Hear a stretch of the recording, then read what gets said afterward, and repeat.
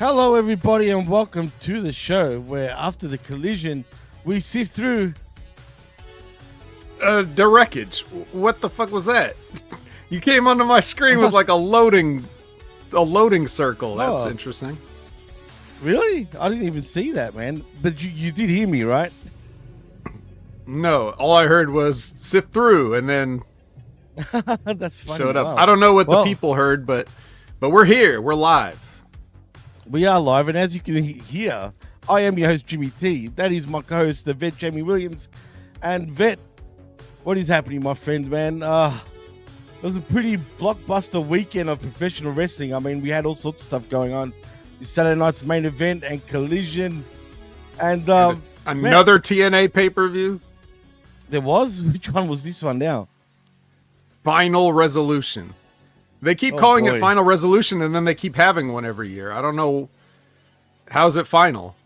It clearly isn't, not when it comes to TNA. But, yeah, was it any good? Did you end up watching it? No.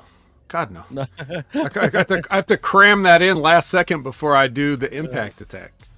Yeah, no, it's better that way anyway. That way it's more fresh. But, man, I don't know if there's been that much news per se, vet, before we get into sifting. Well, nothing of real significance, to be fair. Really? Unless you know something I don't know. I don't. Oh, well, there is news, actually. Let's start with one particular person in particular that has returned, actually, to TNA Wrestling, speaking of TNA. And it's pretty controversial, but nevertheless, she's back. And you know who I'm talking about. And why have I gone blank on her freaking name right now for some reason? But I have. But what's her name? Yeah, what's her name's back? I've gone blank. Which is that an indication of how significant it is? No. It's just this it's happens not? to me on live. Well, actually, okay, let's be real. Does it really make a difference? I mean, I don't think it does. I mean, what does she bring anything to the table at this point, really, Vet?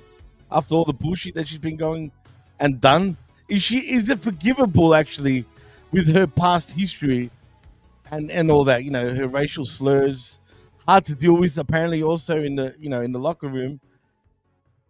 I mean, what do you think about that? I mean, is there a purpose of bringing her back? She was considered at one point possibly and arguably the best female wrestler in the world.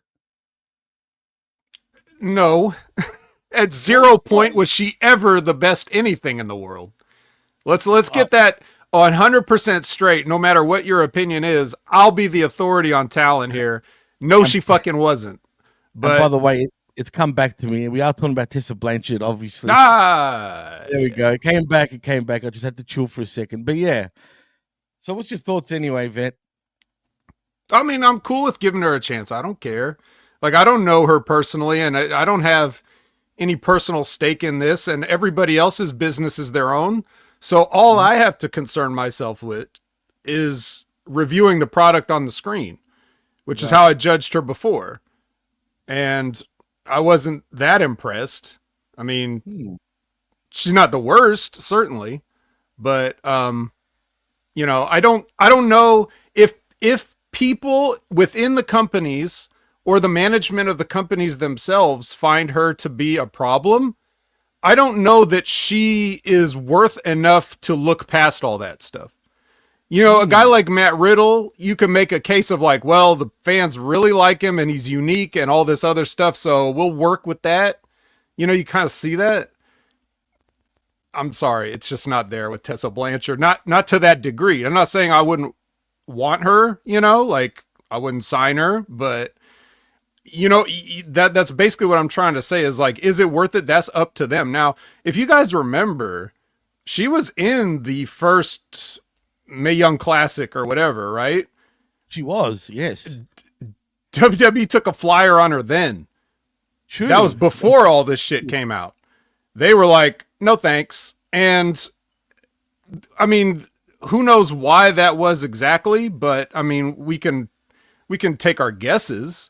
But yeah, like, I don't know. I just, like I said, I'm reserving judgment. Anybody could get a fair chance. Anything to shake up the TNA is so repetitive. Like I have to watch this stuff every week. Anything that's a little bit different, I'm curious, you know? So, but all the fans can have their own opinions. The wrestlers can have their own opinions. Everybody, the management, the companies, they can all have their own opinions. At the end of the day, what we do, Jimmy, is we talk about the TV show and what's on the Exactly. TV show, right? So Absolutely right. if she comes in and kills it, good. Well, Jose Luis Rivera says Tessa Carmella. Whoa, that's pretty harsh, Jose. But I don't know if I'd go that bad. But who knows? The artist returns though says, truth be told, that we don't pass over a lot of talent. There were better. It just happens. But he also said earlier that he thinks at one point she was the best female wrestler. Never. When she beat Callahan and Cage. I can't believe that. Never. During that time, ridiculous. At any point in time, there was 5 better women than her. Yeah, and I'm going back. I remember those type of talks going on when she did a few appearances in NXT years ago, and they were comparing her with Charlotte at the time. The Four Horsewomen to be in particular, and she was that fifth sort of person that they were putting in that bracket. But I think, look, it's no secret. Her history says it. She seems hard to deal with. I don't know in what way, like you said. I don't know her personally, so I'm just going by what others say. Well, she has just. Oh, sorry. I'm sorry. Go ahead. No, I was going to say she's also been forgiven by Thunder Rosa, for example, and stuff like that with her past racial slurs. So I guess if you can forgive her and let bygones be bygones, I mean, I guess at the end of the day, she's worthy of another chance if everyone else is cool with it. So yeah, that's what I wanted to say. I was a little bit more harsh when I did the Saturday Night's Main Event review show about her, but now that I think about it, I will say, she deserves another chance. Let's see how she goes and if she's actually matured. Right. I mean, you gotta, mature or whatever. So like like I said, it's up to them. Like whoever she offended, it's up to them to forgive and up to her to, mend the fences. It has nothing to do with me. I don't personally care. I never would have booked her to win a TNA World Championship, for instance, or anything like that. I mean, that stuff that's kind of ridiculous. But like, if you're in her position, what are you going to say? No? Like, no, don't put the belt on me. Of course you're going to want to do it, but even you should know that it's a bad look in the end. But yeah, so. Well, the thing is, it's not like she's like a China build or anything like that, which makes it even more ridiculous. Why would you believe someone like her at her size beating big goofballs like Cage and Callahan? Like, I mean, it's so dumb. Well, it's funny, and Labrat makes a couple of good points. Number one, maybe they had to have her wrestle the men because the women didn't want to work with her. Well, I'll tell you what, if I was a man, I wouldn't want to do it either unless I was going over strong. A strong win, like we like to say here on the Wreckage, the strong win. And he also said Brian Cage's career never recovered after TNA and Tessa, but I would argue that it never took off before either. So it certainly didn't help. But it's not like he was on some rocket to superstardom. He's his own worst enemy. But I mean, when you put GMSI on your own tights, you're basically screaming out that you're a mark, right? So absolutely, 100%. Ronnie Donnie says, "Wonder what her father thinks of all this." To be fair, was she really that close to her father? Like the apple don't fall far from the tree, apparently. Because Tully wasn't historically, allegedly, the easiest to work with either. So that's an understatement. Not only does she look like her father, but clearly she acts like him too. So you're right, man, because she's a splitting image of him, dude. Like splitting image. But she was actually closer to Magnum TI, if I remember correctly. Isn't that his stepfather? I don't know. I forget. I'm pretty sure it is. I'm pretty sure he is. But anyway. Well, we'll be told if it is in the chat. But yes. Yeah, chat, tell me if I'm wrong. But anyway, that's first off. Second of all, on SmackDown, we did not see Penta. Actually, we Oh all my wouldn't have goodness! expected. I can't believe that they brought in somebody from outside to face Carmelo Hayes, They're and full of shit. who was it? Who was it from outside that they brought in, Jimmy? Who was the big surprise? Hey, no one would have guessed this, all right? Not even you, not anyone. We all got it wrong. But it was Braun fucking Strowman. Don't. Please. That was Brown so Strongman. Looking weirder than ever, bro. He somehow looks soft and jacked. His tan is different. It's like he got sunburned in parts of his body, not really tanned. He'll always look like a giant baby. His gear is stupid. But hey, he's back. Ugh. You know what's funny? I interviewed Blake Bulletproof Troop just a couple days ago, right here. We'll talk about that more, when we do the plugs. Yeah, absolutely, for sure. But I wanted to bring up an interesting point.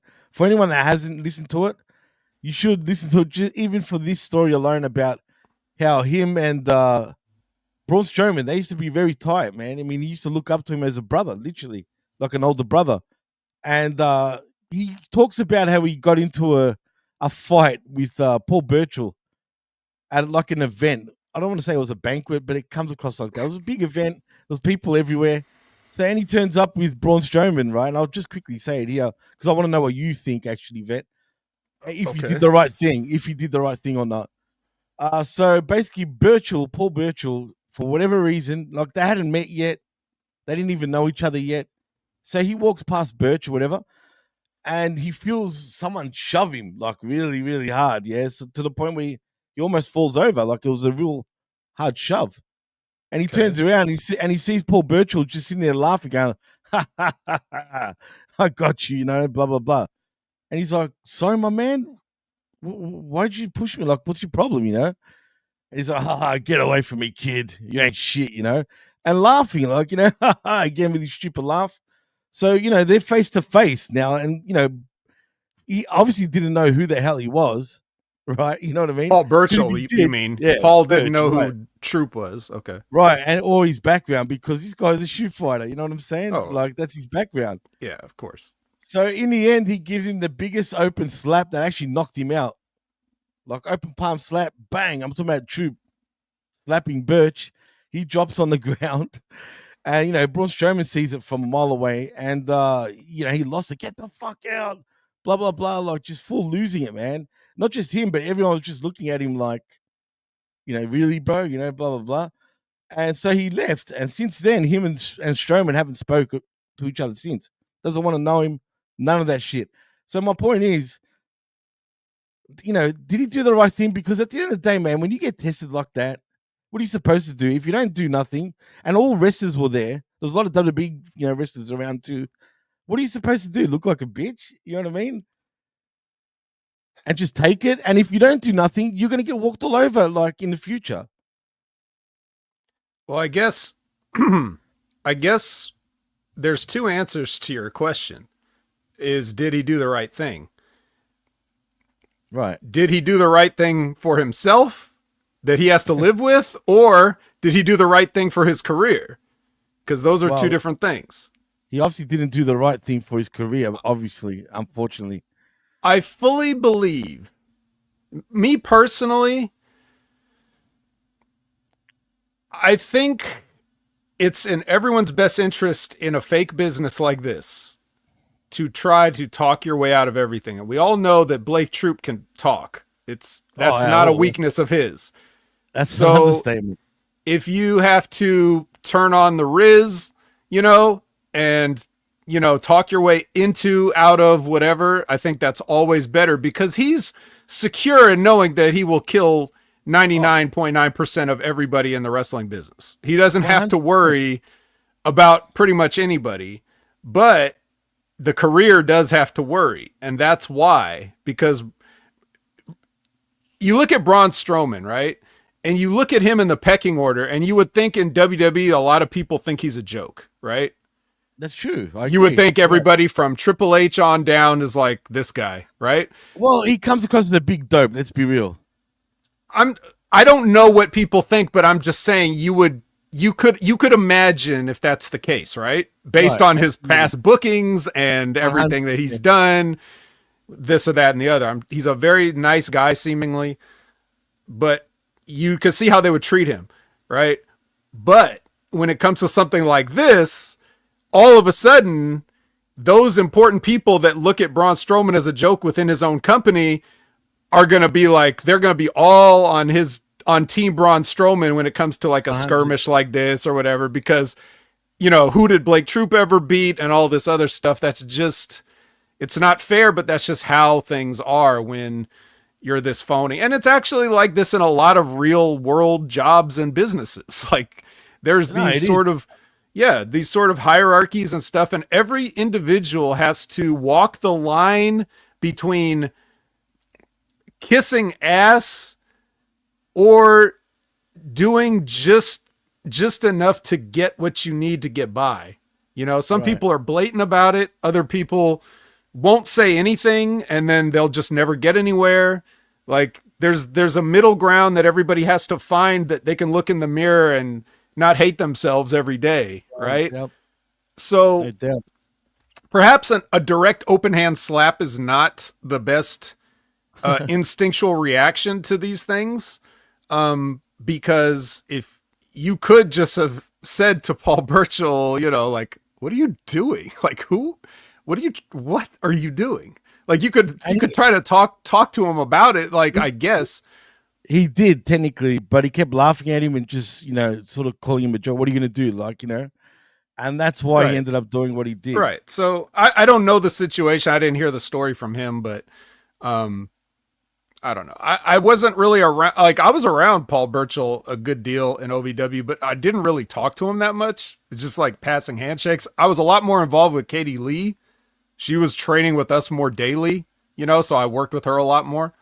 But you know, as far as him, I'd never really got a good gauge on his real personality. So I don't know, but, I just think that especially if you are a killer, you should take the diplomatic approach, because you know if it came down to it, you can get them back in a way that you won't publicly be ridiculed or ostracized or blackballed by doing. Like it's there's a time and a place for your get back. So I would have personally gone with the diplomatic approach, even if it seemed like it was hopeless. Just walk away.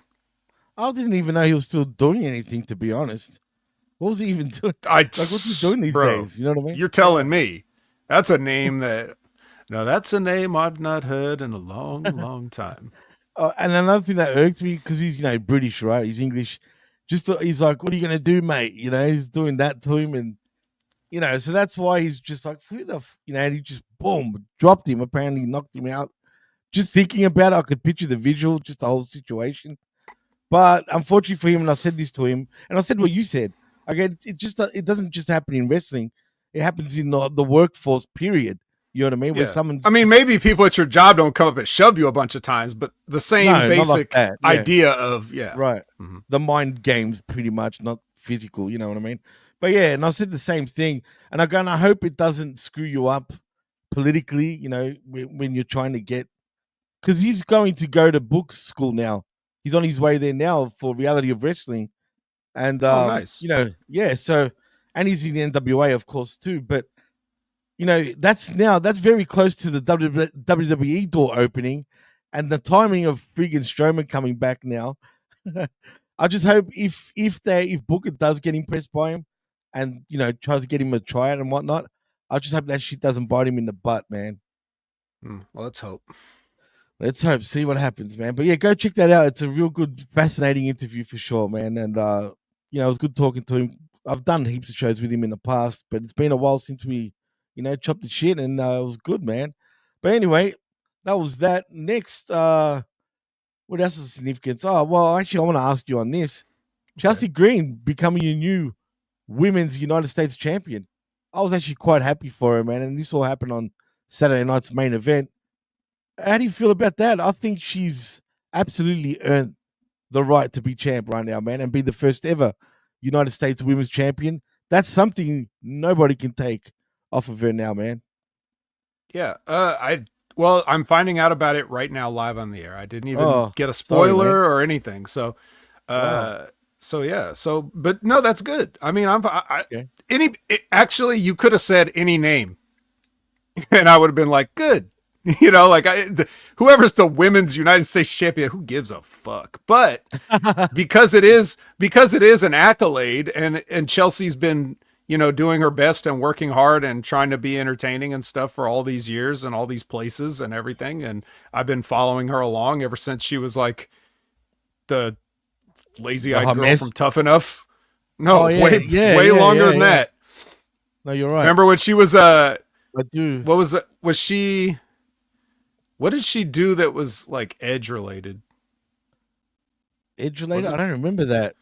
Am I thinking of Alicia Fox is the wedding planner? And what was didn't she have something to do? I don't know. The point is, it makes sense. She's Canadian, so it would make sense. Right. I feel like there was something they briefly used her for once, but anyway, yeah, that long ago. So I've been knowing about Chelsea for a long time, and she's one of the people that has a problem with Tessa Blanchard. But yeah, good. Like it's good too, because it's like you see her be made a joke of out of week after week after week after week after week after week, and then she wins this championship, and now everybody's like, that's good heat for a heel, because it's like, really, you, the loser, gets a championship? Like that gets her more heat. So it perfectly works with her character. She'll have the honky tonk man type thing of like always escaping with this belt by the skin of her teeth, and like getting disqualified, getting counted out, getting cheating, you know, having Piper cheat for her, you know, all these things. Like there's so much good stuff that can happen now because of this, that if other people won it, perhaps it would just be like, oh yeah, it's just so-and-so has a belt now. Yeah, well, that's true, man. And I'm looking forward to it, because that's exactly what she's going to be. That was a good comparison. She'll be that honky tonk man type of character, you know, always barely getting the belt by any means necessary, whether it was winning by the skin of his teeth or whatever. Zane Vicious said it's Bryan Danielson. It was a Bryan Danielson thing. Oh, okay. That's what it was. I knew it was somebody. She was a big Danielson mark at the time? No, maybe something to do with one of his. Maybe she was like a therapist for him and Kane, or a wedding plan. I don't know. Look, whatever it was. If he wants to waste his comment by only saying one thing at a time, that's fine. He can put in multiple comments to correct us multiple times if that makes him feel better. But thank you, Zane. Thank you, Zane, for that. That's our number one statistician when Liz is not here. That's true. Very true. Also, and again, I feel like the news has been kind of slowish, but Logan Paul claims that he's retired now that his wife has given birth. Retired from what? From professional wrestling, to be specific. Oh, okay. Well, he had a good run. Do you believe him? I mean, I don't. To be perfectly honest with all of you, yes, I do not think about it any further than what he says. If he comes out and says, I'm retired, first of all, I didn't hear him say it. I'm hearing it again live from you.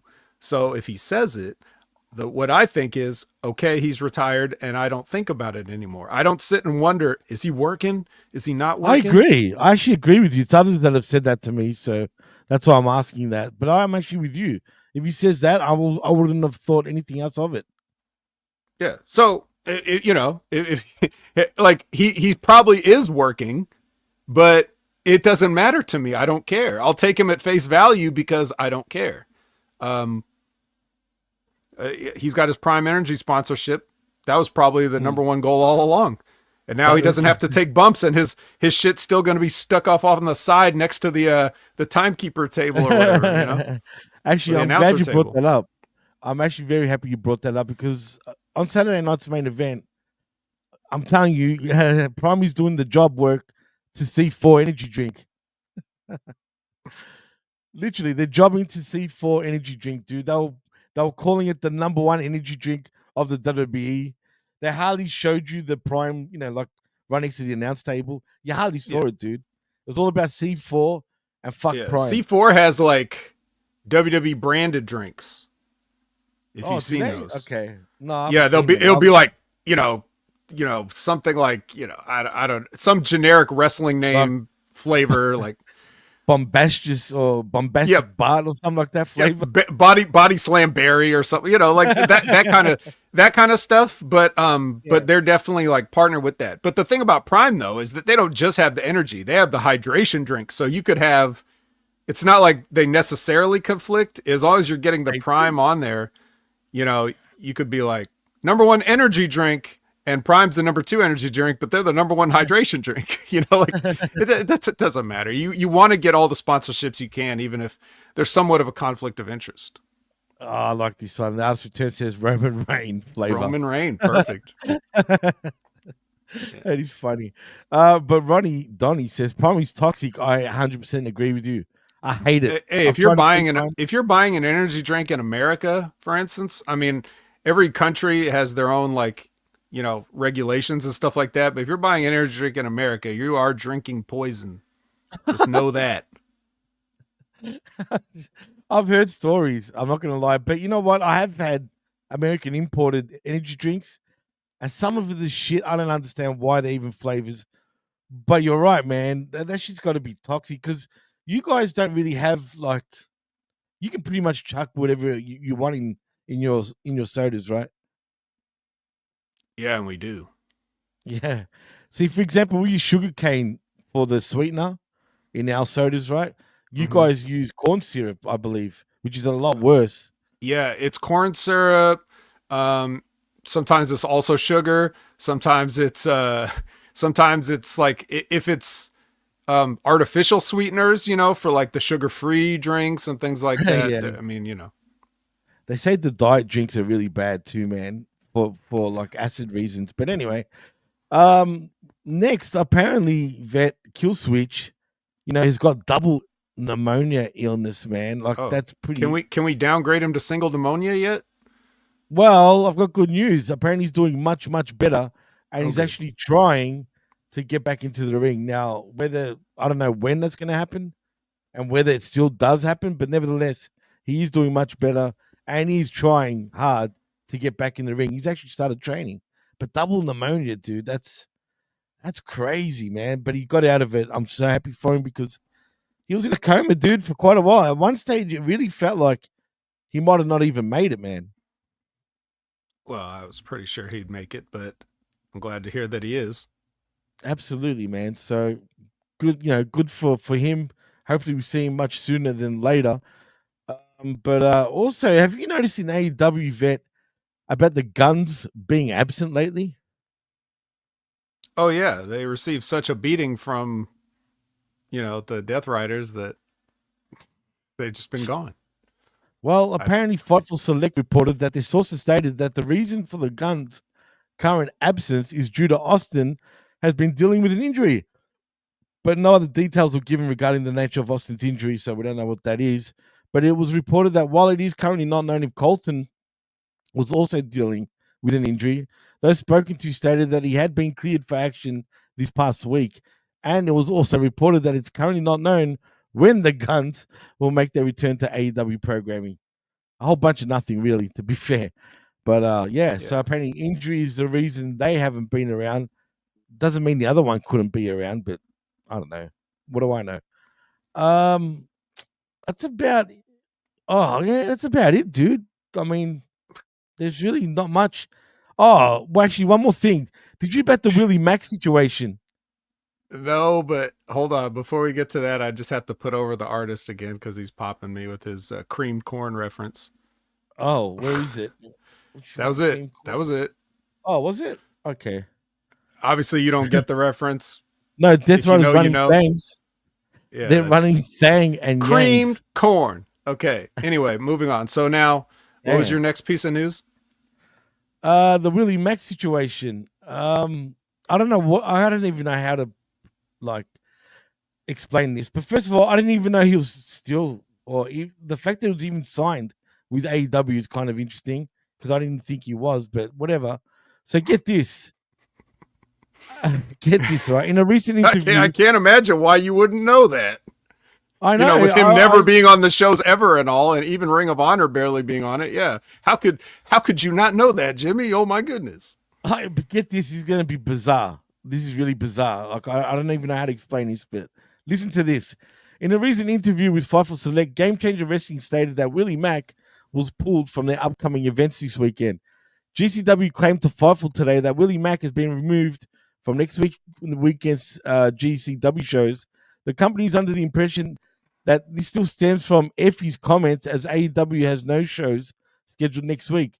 Sean Ross Sapp initially reported that Max pulled bookings was directly due to AEW, but later retracted it due to issues over conflicting stories. Now, this is where it gets interesting. And not getting clear information over the exact cause and the reason for it. Sapp stated in a Blue Sky tweet that he deleted in the end that Willie Mack post until everyone involved gets this shit straight on who did what and when and didn't allow what and when. So Dave Meltzer tries to clear this up by saying that within GCW and AEW gave conflicting stories over what happened and who was to blame. Meltzer reported that GCW side of the story is that Mack had called them this past Saturday informing them that he was pulled from the show by AEW over an ongoing Effie situation. And then Meltzer reported that GCW owner Brett Lauderdale called Sanjay Dutt and asked if the story from Mack was true and was told by Dutt that it wasn't, right? So Lauderdale reportedly then contacted Mack and asked for clarification. Mack reportedly responded back stating that he wasn't specifically pulled, but AEW head of talent relations, Christopher Daniels, made it clear that he shouldn't go. So in regards to AEW, Meltzer reported that AEW side of the story is that nothing like that happened. And he said Mack called them and asked them if it would be a problem to go to GCW's events. AEW officials reportedly stated that they said Mack can go, but those within AEW reportedly believe that Mack might have taken it the wrong way and made a decision on his own, but the company was very, very clear that they were not pulling him from the show. And then Meltzer reported finally that Mack is currently under contract with AEW, again, surprise to me, but did not provide any other details regarding the type of contract per date or full-time and whatnot. So that was a whole bunch that was of the weird worst shit. 2 minutes that this show has ever had. That's what you just read there was the worst wreckage time ever. And I apologize on behalf of both of us for having heard it. Well, explain that to me anyway before we move on. I'll explain it very simply. Yes, they fucking pulled Willie Mack because of Effie. Yep. And they didn't tell him why. So if they didn't tell him, if they said, no, we didn't do that, then my first question, if I'm on the phone with Christopher Daniels or whoever, is, okay, then why did you? Then if I don't have an answer for that, then there's no story. And I'm not even going to fucking report it. But I have to listen to Meltzer's word salad and try to make sense. I don't need to make sense. I don't need to hear a word that he said. All I need to know is, you tell me Willie Mack was booked on GCW shows, then he wasn't. All I need to know is that. And then I'll tell you, yes, it's because Effie said the thing about Tony's dad. That's why. Right. And it's more the fact that they're telling him one thing and then he's hearing another thing. And it sounds like a whole bunch of crap to me. But yeah, you're right. It is just ridiculous. But okay, why? Okay. What do they care? AEW, that is, anybody in AEW, what do they care? They'd be like, yeah, Effie said what he said, fuck you. That's what you tell him on the phone. If that's why you pull Willie Mack or whatever. But that's the thing. Like, this is what happens if, see, Tony and AEW are allowing their guys to be more like independent contractors and get their own bookings. So if guys are getting bookings in places, they have to get them in advance. Well, I'm sure Willie got booked on GCW long before Effie said what he said on his podcast. Right. So now he has to cancel it because the people in the AEW office didn't know that he got booked because they're not paying attention to fucking Willie Mack. They're not even booking him on their own show. You think they know what shows he's booked on elsewhere? Of course not. So they're finding out, hey, wait a minute, Willie Mack's going to be on GCW, pull his ass. Why? Because Effie said that shit about my dad. That's why. Whatever. It doesn't matter. But why don't they just, they don't have to lie and say that's not why. Why don't they just boldly say why? Because everybody knows why. So just say it. Yeah, that's why. Any other questions? Yeah. Can I help you? Okay. Have a nice day. Click. That's what I mean. They're ballers, dude. That's the only thing I can think. It's just they play games for no reason. But the professor brings up an interesting point. They pull Willie Mack and Ricky Starks, but Tony says no problem to Jericho attacking Effie and Cardona. That's a good point. Well, first of all, I don't know when that was, but it's probably a case of Jericho just being like, "You're not going to tell me what to do, so I'm doing it." That's true too. And because he knew Cardona was coming in for this program that he's in now. So even if he could have like he could have stiffed Effie, that would be good. I did see it briefly, like he did turn up. That's true, and like the professor said, it happened last night. Okay, but, last night, right? But you're right. It's probably to further the story with Cardona. I don't even know if Cardona's signed or not. Probably isn't. I don't see him being signed, but he's probably just going to be. I don't think Matt Cardona signed a contract since he was in WWE and got released. I think you're right. No, you're spot on, man. I still think, and I wouldn't have either, because I wouldn't want to get tied down to any of these nickel and dime promotions until they're ready to bring me back in so I can be with my U.S. champion wife. when is it going to be I'll tell you what, he's going to turn up in GCW with that damn belt, like he did with the Women's Tag Team Championship, which is kind of funny, but still. So yeah, Vet, I think that's about it, dude. That was any of that meant anything of significance, if you want to call it that. Everything else just seems pretty trivial. All right. So we can sift. Yeah, and guys, don't worry about me. I'm having fun. I know everyone's concerned. Vet is the official Meltzer translator. I like that. I'm trying to make the show fun for you guys. You don't worry about me having a stroke. I couldn't care less. Don't forget, Moxie's a GCW guy, also, Vet.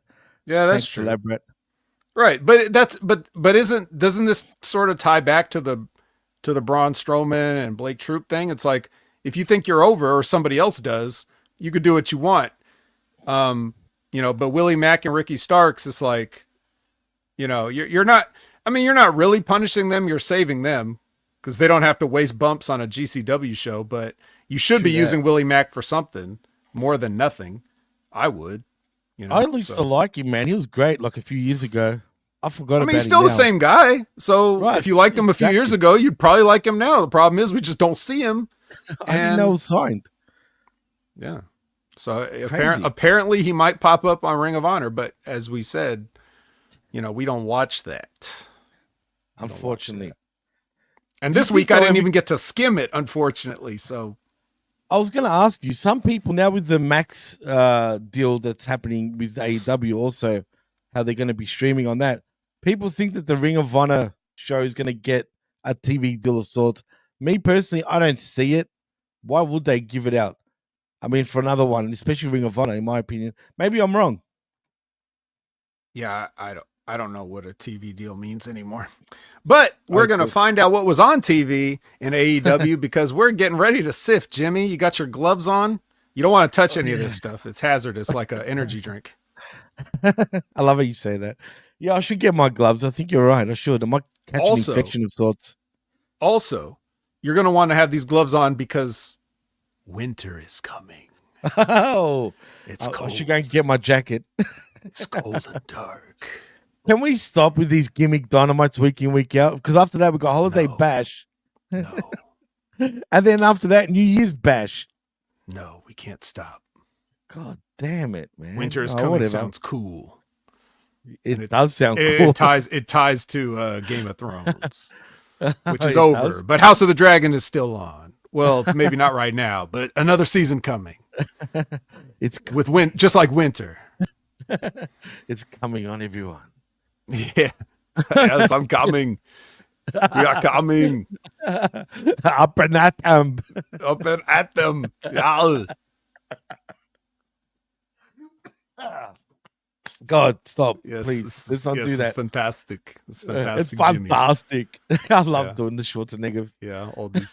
thing. Yeah, we're going to talk about the AEW and all these things and things like that and things of that nature. Imagine that. We're going to talk about John Moxley and Pac. Pac, the way he would have said Pac. Yeah. John Moxley. Yeah, John.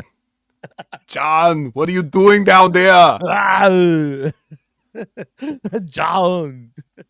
That's funny. And the Switchblade, Jay White, Jay White, the Orange. What would you say about Cassidy? They're teaming first time, Jimmy. Switch Orange. Where's my boy Gunther? Yeah, yeah, he's from Austria. He's a good Austrian boy. Anyway, fuck it out. Yeah, enough of that. I would love to do a whole show with the accent, but no shit. So would I. I'm not lying. It'd be the funniest damn show ever, man. Yeah, I think that was good. That was good. That little bit we did there. Oh, absolutely. Anything for. But yeah, so it is. We are kicking it off with Mox and Pac versus the Switch Orange and did you just say Switch Orange? Switch Orange, yeah. God, that's bad. Orange Blade. Orange Blade. Can oranges have blades? I guess they can if you stick into them, right? It's like a Halloween. You know, you heard about them putting the razor blades in the apples, but you could put it in an orange too. Oh man, that's people doing that. Anyway, I don't even want to go there. People are idiots, put it that way. But yeah, orange blade, switch oranges, whatever it is. I don't like it, Vet. I just don't like it. I don't want him teaming with Orange Cassidy, for crying out loud. Yeah. Well, it's I mean, that is the idea. You're supposed to be like, what? So I get what they're doing. And it's Jay White, so I'm taking it. Matter of fact, 75% of this match I'm cool with. It's just that GCW loving fuck that kind of ruins everything for me. The way he just sits there, even when he's getting the shit kicked out of him, he doesn't move. He doesn't even move. He just sits there and takes hits and bumps, and like nothing about him. Like John Moxley will not sell anything. Even when he's selling, he's not selling it. Did you see how bad his knees were in this match? The way he was doing his knees, like the knee moves in the corner, like knee. Kind of, Cassidy. yes. His punches are non-existent. He cannot do work punches, and it's getting more and more annoying the more I see it. His kicks are bad. His punches are bad. He's very overrated, man. Like in some ways, dude. Honestly, I'm going to say in some ways. No. How about always? He's a star in in a way because of his WWE run, right? I get it, but he truly is overrated though, in every aspect. Period. He just is. But his in-ring work is just the worst in AEW. I'm telling you. I'll say it right now. There's no one. I don't think there's anyone worse than him when it comes to knowing how to throw work punches or work kicks. They're that bad, dude. He can't throw them and he can't take them either. He just sits there. He's just this slab that you just have to work around. Like when you talk about the proverbial match with the broomstick, it's like imagine if the broomstick was more like lazy and lethargic, it'd be John Moxley. But anyways, Orange and Switchblade try their ass off to get something out of this, and Pac is there, like he's trying to help too, but John Moxley is a albatross. And then Hangman Page comes in for a DQ, and then everyone starts fighting everybody, like including the former partners. Everybody just starts, it turns into like a barroom brawl from like one of those Western movies where everybody just starts throwing punches and chairs. And yeah, speaking of which, that's a good actual segue into what's next, but which is Bandito riding into town in this old West town where you would expect to have a bar brawl.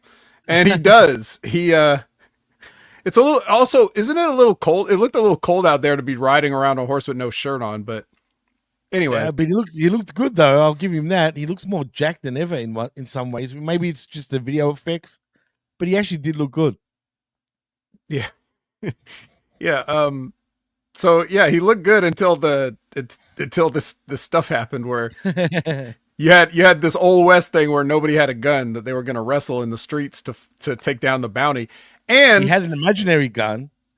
yeah, he had that gun, and we still didn't get big business bad apple bounty hunter Brian BeKeith out here, which is the ultimate waste. How do you not think of that though, dude? It's so spot on. That is, it writes himself, a bandit and a guy that catches bandits. Like, hello. I mean, allegedly.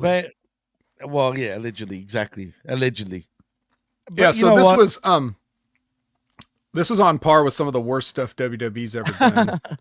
Like this reminds me of when it was like the Viking Raiders and Street Profits doing like athletic competitions, and Omos was Big Ninja. Oh And, my god, that was yeah, all that dude. kind of Don't stuff. even- You know, like it reminds me of that. Not quite as good as that, but like as corny as that. And but It at was least very it's something corny. different, I guess. If you wanna- The professor. Imagine that. AW would do a story like this. And he says Bandito is John Moxley's higher power for Death Riders. Imagine they come out with horses. And Yeah, he's where's the Jimmy power. Wang Yang? You need to bring him into this. Oh God, please. Absolutely. Well, that'd howdy. be brilliant. Yeah. I mean, who's more redneck than Jimmy Wang Yang? Nobody. He's gonna Jesus have to Christ. punch someone tonight. But they can't use that song. All right. So anyway, so they do this corny, bullshit. The artist is loving it. They do this phony ass cinematic fake fight with editing in the mud and whatever, and he beats up all the guys that were there to catch him with their bare hands. And then so we see that, and then immediately now we're supposed to take John Moxley seriously because he's sitting because we just go to this right to John Moxley, and now we have to take him seriously after we just saw this. Yeah, and he's yeah, Fireman Fred is here, and he basically just does his thing, his promo. If he has any sort of skill or ability, it's probably in talking. And so he does this promo. Not that it matters or makes sense, but he basically says like he actually makes a challenge at World's End for a fatal 4-way. So is that what he said? Yes, he challenged them. He challenged the 3 other guys, assuming it's Orange, Switch, and Hangman, to a fatal 4-way because he has no ego. You said that perfect. That was very good, actually. That freaked me out there, Vet. But who's going to stop the D Riders? I wonder what Riders he means. But yeah, what I was going to say, honestly, I couldn't even understand a word he was saying at this point. I was just looking at him, he's shaking, like for whatever reason. And I get this. Now, people online have been arguing what his character is. So, and even now that I watch Dynamite and whatnot, and what the commentators were explaining, so I gather he's doing this for the greater good of AEW, right? Because everybody doesn't want the championship, or like he wants everybody to wake up and basically get on his level. Problem is everybody has surpassed his level, so I don't even know what he's talking about. But if that's his character, to me that's just ridiculous. If that's what he's trying to achieve by waking up the AEW locker room, sure. So you just go out and just abuse everybody because that motivates people. Yes. Also, it would be more impactful if the kind of stuff that the Death Riders do haven't been done by every single person in AEW for the past 5 years. True. Like if AEW was a very sports-based presentation and everybody just had nice normal matches like the Continental Classic, and then he comes in and starts flipping everything upside down, then it's like very shocking, right? But that's like but saying you're going to wake everybody up and do all this stuff because we're coming in and taking over is kind of like saying, in 1999 in ECW that you're going to have a tables match.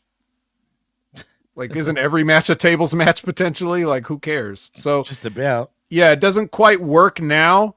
should have thought of this maybe when you first got there, but maybe he hadn't been in rehab long enough to watch enough movies to steal from yet. So maybe that's why he didn't think of it back then. That's funny. It is what it is. Whatever, man. We'll see where we go with this. But if that's the case, it's yeah. That's all I'm saying. Well, we also have Christian up from the rafters. Now he was watching the earlier match his little clutching his little money in the box. Yeah, what is this? What is the silver his clipboard? Money in the clipboard. Case? Money in the metal clipboard thing. It says he's the next AEW champion on that board too, whatever it is.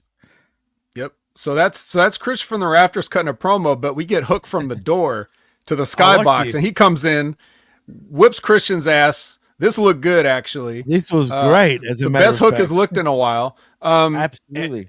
And it's pretty much usually not his fault why he doesn't look good, but this time he's looking good. He tried a Suge Knight on Christian. He did. but Kip and Nick came in and bought enough time by getting their asses kicked by Hook that Christian could escape. So yeah. No. This was great. It also seemed like they were using real glass, Vet. I'm just saying. Cry me a river, Jimmy. Touche. I like it. But anyway, he punches through the glass, which looked great. Thank God he was wrapped up. You know what I mean? Because it could have been worse. Could have done a Goldberg. You should have just kicked it. Could have done that too, right? But instead he wanted to look tough. But he looked absolutely like vicious, man. Like that shit looked like he hurt motherfuckers. Like for real. The way he was just throwing everyone around. This is the best I've seen Hook, no shit, since we were crapping on about him 3 years ago. Like, honestly, like that is since then. I haven't seen him look like he didn't even say a word and didn't have to. And that's my point and our point. We used to say it then. Don't make him speak. That's not his, his good thing. Mystique. Right. Hook should be like a phantom that and eats potato chips. Yeah, well, that's a bit funny, but hey, he's human, right? We all eat potato chips. But yeah, this is how he should be booked moving forward. Don't make him talk next week, please. Just don't. We don't need explanations. Let Christian explain for the shit that happened and whatnot, and then we move forward after that. Now, to be fair and avoid hypocrisy, I do have to say this is exactly what I'm talking about. This is the kind of stuff why the Death Rider stuff isn't effective, because this is the same thing they would do, right? Wouldn't they just jump in a skybox and beat somebody up? And that's right. Exactly So it's like you got Hook doing it, Death Rider's doing it, everybody's just doing it. It's like, okay, well, I guess nobody's really getting over then. So that's the issue you have when I understand. Make no mistake, I understand. It's called hot-shotting. You are hot-shotting. And the more people, and you know that Tony listens to people online, whether they're somebody or whether they have 10 followers, but he will read it and or listen to it. And you know that he puts pressure on himself because he's from the internet and he thinks the internet is everybody. At least that's what it appears to think. But so he's trying to make the show exciting, and it doesn't, trying to manufacture excitement doesn't work. You have to make things exciting by building anticipation, because you're not getting it. That's what makes it exciting. And we'll talk about how that works by the end of our review. We'll talk about why it works. Here, you're just trying to do crazy things. Hook breaks in, and, attacks Christian. I was like, well, so doesn't everybody do that all the time? So anyway, that's true. You're playing devil's advocate here. But look, at least you're being honest though. Not that you didn't like the segment, because you did, but you're also, talking from the other perspective too, which is true in what you're saying. Doesn't mean it was a bad segment, but truth be told, that's exactly what everyone else does, unfortunately. Especially, You know what? Could he join the Death Riders possibly in the future? Could you see that? Could I see them doing it, or do I think it's a good idea? Both. Yes and no. Bad idea. Okay.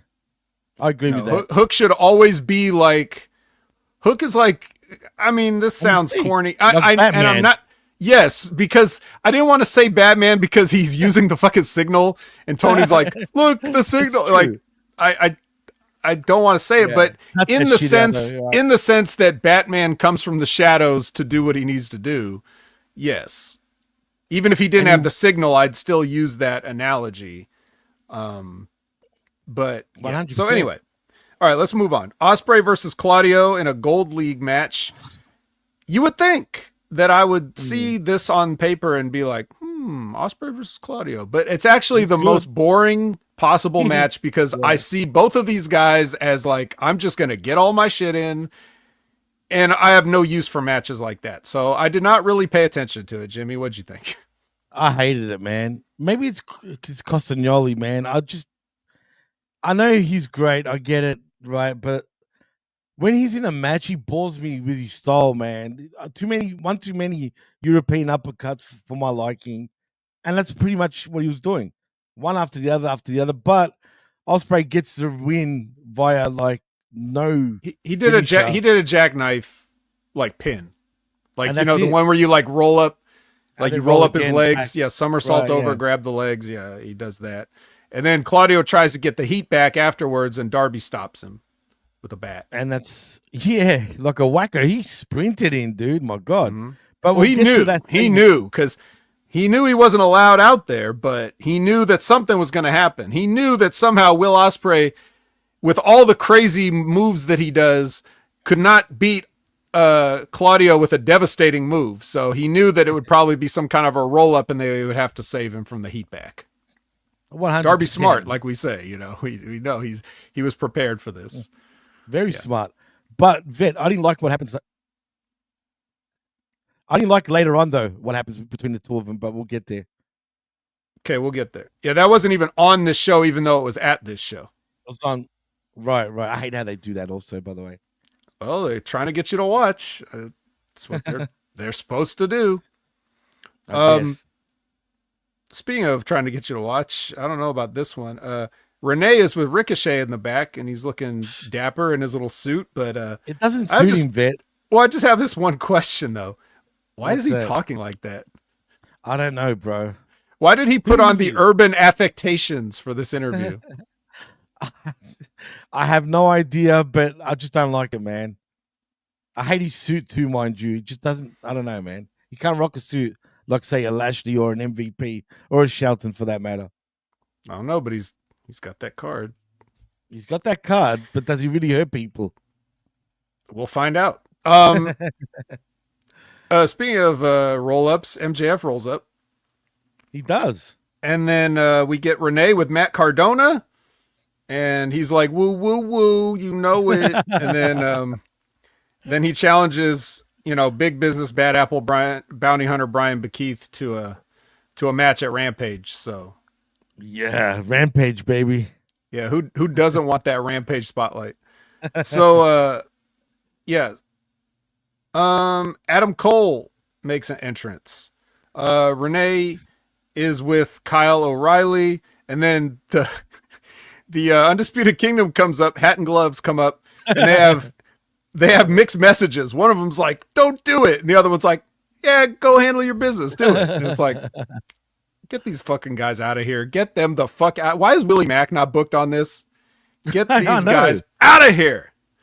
And that's essentially what Cole O'Reilly pretty much even says. He's like, "Screw this, you guys are, idiots, basically." And here we are. But can I ask, did Adam Cole look a little off in this match? Almost like didn't seem in the mood. Had a bit of a boo-boo face going. I know you could say he's selling for the match, like it's in the situation. Well, yeah, I But mean, he just I don't it know. just You would seemed have to off ask to me. somebody that cared because I didn't watch this. Kind of like I didn't watch the other one. But MJF does come out there and he tries to hit Adam Cole, and Adam Cole ducks it and knocks him off the apron. And then Kyle goes for a schoolboy and doesn't get it. But then Cole gives him a inside cradle small package and does get it. And there are no handshakes afterwards, though. Kyle is still not 100% back with his buddies. He's friends enough with them to try to talk him out of facing MJF in matches, but No handshakes. Well, does this lead again to Adam Cole turning heel? It should, right? I mean, He's a you heel in think, everybody's mind right now, isn't he? yeah, well, technically, but the way he's being booked, he's not. You know what I mean? So, is this their lazy way of doing this? That's what I want to know. Because they screwed it up already. They screwed it up a long time ago. Yeah, This whole I don't know. storyline. They should just stop at this point. Yeah, I don't know. So FTR tries that promo for charity again, and then he says, then they say they're gonna wait on Collision for the Death Riders. Sure, we're waiting for you, boys. Well, I mean, aren't they still there? Like, I mean, they're there now, right? At Dynamite, could you go get them with your lead pipe? That's always conveniently laying around at wrestling events. They have this lead pipe with tape on it. Because they need that to use that for some sort of tool or something, apparently. Right, yeah. They got to fix it at any given point, like a plumbing pipe could, you may need to replace it. Apparently. All right, next is the New York Minute. And again, like we said, Keith has no apparent interest in Bandito whatsoever. He's just none. He's just there saying he's going to kick Zack Ryder's ass. I do like this though for some weird reason because actually, but Keith I like his ad-libbing. You know what I mean? He's like, "I'm going to get you, boy." You know what I mean? Like, or whatever the case. After Jericho says what he says, so I kind of dig it. It's kind of funny, but like you said, if he doesn't start, hunting people literally, I mean, why is he there? Why is he this character? Why is he a bounty hunter, man? No idea. Yeah. So that sucks, but hopefully someone wakes up in that company. I highly doubt it though. Tony Schiavone sits with Darby Allin for one of those interviews where they sit. Why did he punch himself? Because he's crazy. Oh, I see. He wants to let you know that he's very unpredictable. This is very Mick Foley, Terry Funk-ish. Like spot on. Spot on, exactly the same. Reminds me of. I mean, you could steal from worse people, I guess, but no. Hey, I get it, but just calm down, Darby. You're cool. I like him, but damn it, just chill the hell out, man. Yeah. All right. Now it's time to find out if Ricochet hurts people because he's in there with Brody King in the Gold League match. Yeah. Did he hurt him? Cool. Did he really? I mean. Did he? He hit him with two spirit guns and won the match, but is he hurt? I doubt it. Yeah. Spirit gun's more of a spiritual damage, right? It's like it hurts deep inside, you know what I mean? Yeah. That's where it gets you. Right. Yeah, not so much the elbow in the face, but like the spirit part. No, yeah. The spirit, absolutely. It's actually they booed him. Did you know that? When he made the gun gesture, the crowd booed, and then when he went to do it again, they booed again. Like, they weren't actually happy with it. I wonder. I mean, does that surprise you? Not really, but I mean, I'm sure in the sense that I don't think it was the desired result. Then yes, but am I surprised that the fans are sort of like they're turning on him, dude? They really are. Well, yeah, because he's come in and they've booked him right into the middle. 50-50. So, and I hated that he won this match, by the way, too. Yeah. But he's already lost too many, other matches, so he had to win this one. I look, whatever. It doesn't matter. The point is, they're not doing Ricochet any favors right now. No, they're not. Absolutely not. And also, as much as I like Ricochet, he can't overcome that. I don't know that very many people can. Right? Like, there's very few people that can overcome mediocre booking like this. So, but is he in denial though? Because he claims otherwise. I mean, what are you going to say publicly, knowing that this is a company all about their feelings? Of course, Ricochet's going to say anything we hear him say. He knows that they're going to hear him say, so he's not going to. What is he supposed to say? Is he going to turn into Rey Fenix? Not yet. Oh yeah, you watch. Watch that space. But I hate the fact that Brody absolutely dominated this match all the way, man. And then in the end, Ricochet does his bullshit and wins. You know what I mean? I just don't like that. Still nothing revolutionary, but nothing revolutionary at all. And I dare say he's so far from what we've seen, he's been way better booked in WWE than in AEW by a long shot. Well, now here's another funny mistake. Now we like to call out these, or at least I do. I'm sure Jimmy enjoys when I do it, but they pitch, Excalibur pitches. He says, we're standing by, we're waiting to hear from Action Andretti and Leo Rush. And then it's Private Party on the screen, right? Yeah. This shit always happens, man. Yeah. They do it all the time. Right. It's Private Party. And you may be thinking, what the hell? He doesn't even know the difference. Well, the thing is, Action Andretti and Leo Rush walk in and talk to Private Party. But you see, Excalibur was apparently psychic because they weren't on the screen. So why would he think that we're going to hear from them if the only people ready to talk are Private Party? So anyway, Action and Leo come up to Private Party. Then Top Flight and Layla Gray show up. And then they start arguing amongst themselves because there's a rift in between Top Action now. You've got the non brothers over here against the brothers over here. I mean, they're still kind of brothers. Well, one's a half brother. You get what I'm saying. The Martins versus the other two. The Martins. And Layla. And Private Party's like, hey, could you guys stop, killing this air time, this valuable TV time, and just have a number one contenders match to face us for the tag team championships? And they're like, yeah, okay, we can do that. So, dude, is that match coming up right after this segment, if I remember? No, it's not even coming up. There's no match. It's not even coming up this night. It's the other show. Right. I'll get to that. So, yeah, no, next, what comes up next is they're hyping up All In Texas. They're showing like the big media event. Yeah. I'm glad, actually, I forgot to ask you that. Apparently, they've already grossed like over 1.2 million. Hey, all right. Yeah, but the ticket sales aren't that. I think yeehaw. But really, the ticket sales aren't as good as what it seems, Vet. That's all I'm saying. Well, I guess we'll find out when they run the event and we see who's in the building.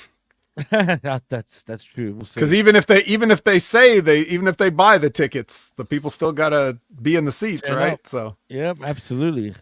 All right. So Renee welcomes Anna Jay and Mercedes, and Mercedes does a promo and then tries to leave, and then Anna's like, "No, you're gonna sit here and listen to what I have to say," and then she cuts an Anna Jay promo, and I'm sure everybody was sorry, and that was that. And then we get the main event.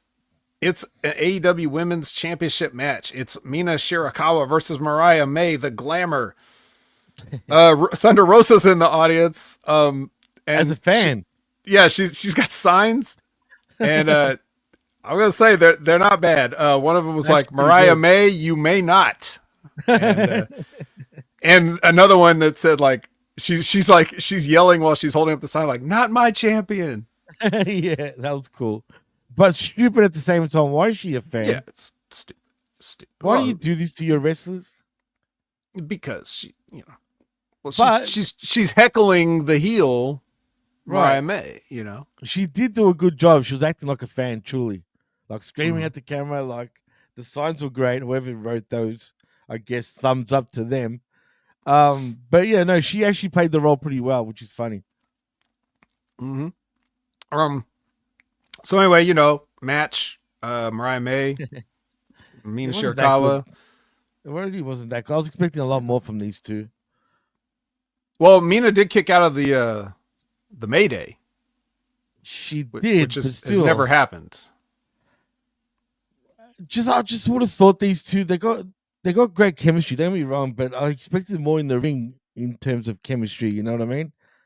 But this is not what was shocking. It's what happens at the end of this match that got shocking, shall we say? Well, it's very funny because Mariah May wins with a Storm Zero. Right. And wouldn't you know who shows up right afterwards in a classic outfit? And Dude. Rosa's sign says WTF. That's how I felt. Your Look, homegirl, Jimmy. Yes, yeah. Tony Storm is back, but not as the timeless Tony Storm. I guess she's not so timeless anymore. But I'll say this: at first, I'm thinking the idiots. What they do? Right? Yeah, don't spoil it yet. Okay. All right, I'll just keep it at that. We'll talk about it when we get there. Yes, Tony's showing up like her old self, her Mae Young classic self. Right. You know, the Tessa Blanchard era Mae Young classic self. Yes. And that's how we go off the air with the return of Tony Storm. And going by that, we would have absolutely annihilated. I was pissed. That's all I'm going to say. I'm just thinking lazy. Jimmy was mad. Jimmy was mad because an Australian once again showed up on his television and he was furious. He hates Australia. He hates Australians. He hates basically everybody. He hates himself a little bit. Well, that's true. It's okay. All Australians hate each other. Actually. They love to hate each other. They hate to hate each other. It's all a lot of hate down there from what I can gather. Tall puppy syndrome. It's a real thing. Yeah. So there you go. And that's that. So we're moving on to Rampage, baby. And now we're opening up hot. It's the big business bad apple bounty hunter Brian Bakeith with Chris Jericho in his corner versus Matt Cardona with no one in his corner. Always ready. Yeah. Kicking it off. Is that his slogan now? Always ready, Matt Cardona? Yeah. It's even how his theme song starts. Always ready. Yeah. Sounds like an old SNES wrestling game theme. Yep. Mm-hmm. Anyway. Why was this on Rampage? Wouldn't they make this a bigger deal, sort of? Well, they wanted people to watch it, so they put it. Is it getting axed at the end of December? I mean, who said? No, that was the rumors going around, and Shockwave is supposed to be replacing it. Yeah. Well, you know how everybody thought that Penta was going to be on SmackDown? So, come on, even this is what we do with rumors, Jimmy. This is what we do with rumors. But Strowman, like really? That's what we do with rumors. So anyway, this is the match, and it goes for a while, you imagine, and eventually, radio silence is the finisher, which of course is his jumping standing leg drop.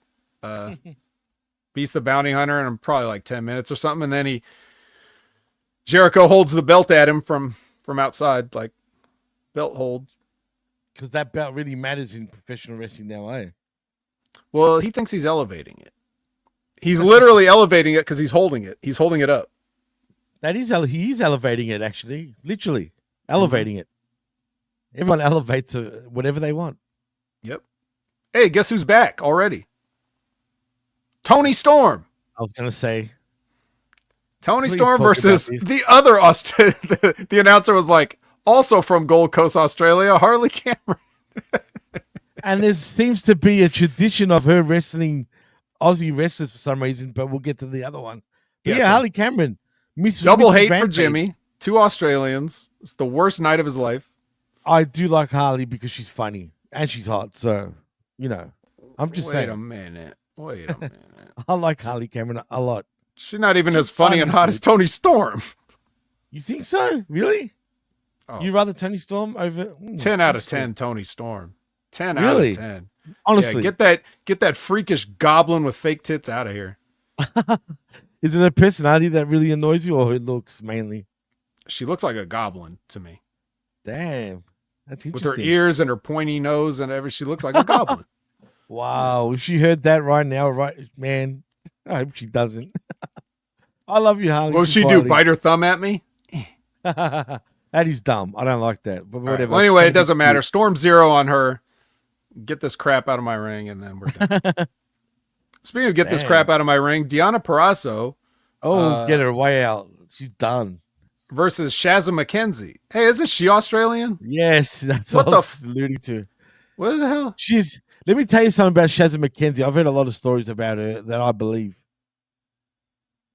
She gets around, just like Tupac song, I get around. Round and round? Round and round she goes. She does, yeah. Apparently, she's tries to get around her way into wrestling and into promotions. Pretty good. Well, 5 years later, she's all the way back to this job match on Rampage, and she quickly loses to an armbar. She should. Yeah. Then we get not Lexi, not Renee, not even Arcady, but Alex Marvez. Why? With Chris Statlander. And yeah, she says her next step forward is to keep moving forward. I didn't watch this. Why can't we book Willie Mack? Why do we have to watch it? Can we get Willie Mack for this? We should. Like I said, I still can't believe you signed to that company. You could have fooled me. Okay. Anyway, yeah. So she has unfinished TBS business. So look forward to greatest women's match in AEW history, part 2, at some point in the future. Oh, looking forward. Shivani calls the Callis family for an in-ring, and then is quickly ignored. And Don Callis does his thing, and then that leads into their match with. He said he basically ends this promo by saying no one's man enough to get in the ring with us, but actually here comes Hobbs and Mark Davis because they were in a scheduled match. So I guess they were only man enough to get in the ring because they had a booked match to do. Otherwise, if it was just a confrontation, they were too scared to get in the ring with Takeshita and Lance Archer. I don't know who would be afraid of Lance Archer that's not just one of the people that works backstage, because he's the only guy that, like, they're the only people he ever goes over on. So I wouldn't be worried about it. And guess what? That's what happens here. I did find it interesting that Powerhouse's Hobbs' hot tag comeback was him getting his ass kicked by Takeshita and Lance Archer for several seconds until Takeshita goes to hit the ropes. Mark Davis grabs his leg and pulls him out. And then Hobbs forgets everything that was just done to him, and which included a choke slam from Lance Archer. He shakes that off and just gets up and spine busts Lance Archer for a 1-2-3. Brilliant booking. Wow. and good finish there, guys. And then Takeshita comes in and Hobbs gives him a spine buster, and now it's Hobbs' turn to hold a belt. Did he elevate it? I think he elevated a little bit. What are they doing with friggin' look, Davis? Just release him already. He's just, I know he's Australian. I'm not trying to shit on more Australians. You're look not? at him. He looks weird. I'm not. I'm being honest, man. He doesn't look like somebody. You're saying he looks like somebody's fat dad, Jimmy? Well, around the waist area, he looks kind of weird, dude. I mean, seriously. Yeah, it's called fat.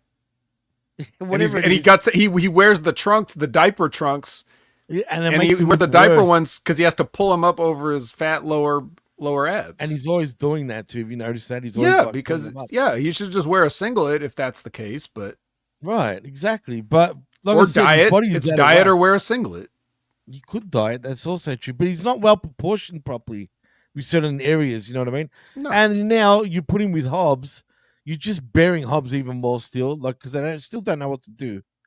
Clearly, they don't know what to do with him. Well, they want the match with Takeshita, so they know what to do, but they don't. It's more like they just have Mark Davis still hanging around.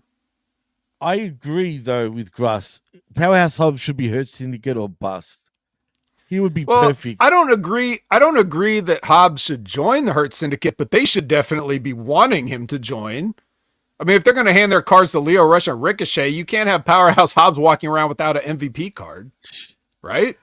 So they got to approach him, right? So, I mean, you should. I mean, and I'm not saying that because he's black. He just would suit because of his size. He looks great. He can be even that silent type sort of bodyguard in the background. I think Mark Davis needs to join the Hurt Syndicate because he's the one that needs to get in shape and get new clothes. So, so if anybody could benefit from joining the Hurt Syndicate, it's Mark Davis. Oh, jeez. Can you imagine that? Yeah. What do you want, Hammer mate? a business What do you card. want? Yeah. Give Charles the Hammer a Hurt business card. Absolutely. 100%. All right. It's Collision. We're at Collision now. Oh, yeah. Cool. Now we get to see that Ospreay and Darby meeting from Wednesday that you alluded to. So what did you want to say about this? First of all, it was all nice and pleasantries. You know, he's like, Ospreay's like, hey, Darby, bruv, just want to thank you for doing what you did out there, bruv. You know what I mean? It was all good. They were cool, and boy, did it escalate quickly. Suddenly, what the hell happened?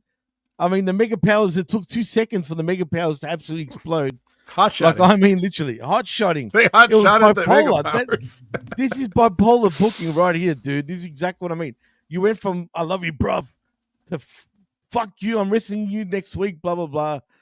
It's all on suddenly. That's what I didn't like. I mean, why did you have to like do it so quickly and abrupt like that? Why didn't you even thank him for it? It shouldn't have even, it shouldn't have been none of that. But whatever. I mean, well, because because Jimmy, you have to like, it's like a compliment sandwich, like you have to start by saying, or it's like meeting Disco at Sapphires, compliment, then you could start questioning his leadership, like literally within not even 10 seconds in. No eye contact, additional time if you're not annoying, and you no foreplay, like nothing. You just straight in. All right. So, any case, yeah. So basically, Darby just bitches him out, being like, "Hey, we need your help here," and Will Ospreay's like, "I gotta focus on this tournament." Yeah. How dare you, bruv? Well, yeah, I guess you do, but then like, there's the whole rest of the week. Yeah. What's he doing? Thinking about the tournament the whole week? Right.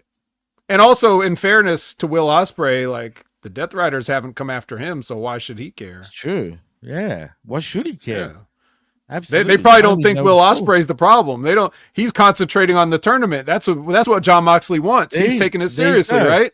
So exactly. Spot on. Why should he? Like, Anyway, so that's basically his point. That, if they do not touch those guys, then that's kind of half decent story building, right? If he actually, does that by not touching those guys that care about the company and themselves. See, to me, and obviously the Death Riders is the stupidest thing I've seen in quite a while, but it's not that there's no potential in it. No, absolutely. And if you had this idea, the one thing I would definitely do is I would definitely interact. I wouldn't be like pouring disinfectant down everybody's throat, but I would, but they would definitely interact with everybody on the roster. Like everybody would come into contact with the Death Riders. Like they're all riding around, deathing and whatever they do. But but yeah, I want to know what is Will Ospreay going to do when he's face to face with Jon Moxley, or what is, what I want them to interact with those characters because they're there all day, Right. So it's that gives you content for the show that you can sprinkle throughout and give a coherent through line for your show. And then if they're not, beating people up, dragging them out into the desert, pouring disinfectant on them, trying to kill them with plastic bags and whatever, if they just have a slight attitude problem and don't actually get that physical with everybody, you have more stories you can tell. The only story that I want to know the answer, the only question that I have that I want to know the answer to is how are these guys all just not fired? That's the only thing that this makes me think, because when I see people pouring disinfectant down throats, and when I see people kidnapping people, when I see people, trying to kill people. Yeah. With the plastic bag, when I see all that stuff, the only thing I think of is CM Punk shoving Jack Perry and getting released. Like that's the first thing I think of. So to make me not think of that, you would have to do this in a way where there's a reason why they're not fired, which is they haven't done anything wrong. Good lawyers. They got good lawyers. Right. Yeah, well, pretend they got good lawyers. Okay. Yeah, I don't know any court of law. All right, well, we're going to get some Blue League promos here. We're going to get the 4 Blue League guys. They're going to each do a promo. And, of course, the best one is, Mark Briscoe is obviously the best promo. But he's not, dude, in many ways. Well, he's obviously the best promo here. And then it goes to Kyle Fletcher, and then Beast Mortos, and then, of course, Okada gets the Beast Mortos? No, Bitch Mortos. Yeah. That was funny, man. That was actually funny. I kind of like that. What do you, But does that screw him up in the future? Imagine the crowd start chanting "bitch Mortos." No, because we'll get there. But before we get there, we have to get to Willow Nightingale and Jamie Hayter in a qualifier for the Best Woman in the World Dynasty Cup Night 3 Wrestle Kingdom, Queen Kingdom, Universe Champion Cup match. Universe Explosion Climax Tournament 32. Yeah, that one. Is that what's going on? Yeah, that's where we're trying to qualify for that. I love professional wrestling. Come on. It's fucking. Well, did you love this match? It was all right. It was fine. You know what I mean? I mean, how'd you feel? It was all right. Oh, yeah. I wasn't. Kidding me? I wasn't watching this. Kidding me? Really? Like, I didn't really care about it, man. I'm sorry to say. All right. Well, Willow does hit the doctor bomb. She does. And then the lights go out. And then we get the return finally of Dark. Yeah. So she finally made it from that original phone call that she initially got, because, real dark entities make phone calls to bring their people back, and then they shoot him in the heart of Julia Hart. Yeah. I get it. I mean, see what you did there. Yeah. Now, if you see that, check out what I'm going to do. That's what I call long distance. Nice. Nicely played. Yeah, and then she hits a DDT on Jamie Hayter. So Jamie Hayter's fucked. Like, not only does she lose this match, then a little bit of insult. Well, actually, it's injury to insult to injury. You know what? I'm not feeling it with Hayter anyway. Since she's been back, she's not the same Jamie from like a couple of years ago. Nothing like. And those zits, man, I told you. It's just, and even though she's not Australian but English, I'm sure you still feel a little bit of that hatred. English, man. Their teeth, their zits. No fair. I'm only fucking around. Not about right. teeth, well, zits isn't necessarily the English problem, but but teeth. Anybody can have those. But yeah, this. All right. Fuck. Enough wasting time. Let's get to Okada versus Mortos in the Blue League. I wrote one word here: perfection. That was a perfection. Great match, man. Beautiful match. Absolutely glorious match. Everyone that saw this was blessed to see it. I hope you appreciated what you were seeing as you were seeing it. Oh my God. I could be full off of this, to use my a la carte analogy. I could be full off of this till next week. I'm good. And we weren't even done eating here. This was just. No, it gets better. It actually gets better, a lot later. Better. Yeah. Can I just say, though, man, and we know that Okada is practically the best in-ring wrestler in the world. Not practically. Absolutely. Well, is, right? But you got to give credit where credit's due also. Mortos is damn good, bro. Oh, yeah. Like, he really is, man. It wasn't just all Okada. They both absolutely put on a great, absolute match. Yes. Surprisingly, they gelled well. Should I be surprised? Probably not. But, man, I love Mortos even more. You know how I feel about Okada. I don't even have to say how much I like him. But Mortos, man, he keeps growing on me, dude. Even more and more and more. This guy gets it, bro. He's good. Yeah. I mean, both these guys. Like, they're just so... I told you, he's already the best. Okada's already the best. We don't need to crap on about Okada over and over. And Mortos is a good example of a guy who's so, like... He does such a good job, but he keeps, because of the good job he does, he gets put in these positions. Because this was his role in TNA. Like, he won like one match ever the whole time I was watching TNA when he was there with Decay. And then he comes here and he's basically like a job guy here. But like, he's got a cool look and he can get over in the ring and the people like him. And that's to the point earlier where you say, was this going to make people look bad? They're going to start calling him bitch Mortos. No, Okada's the heel and he got people into this wanting Mortos to win, even though people usually cheer Okada no matter what.